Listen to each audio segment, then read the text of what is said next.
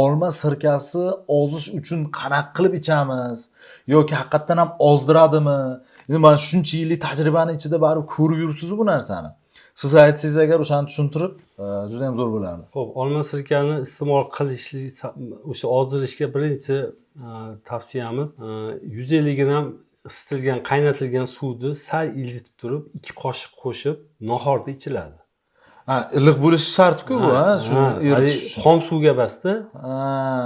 Qaynagan kiptok, faqat o'rtacha sovutib olingan. Sal iliqroq qilib olingan. Iliqroq qilib turib, o'shanga 2 qoshiq qo'shib turib, och qoringa ichiladi.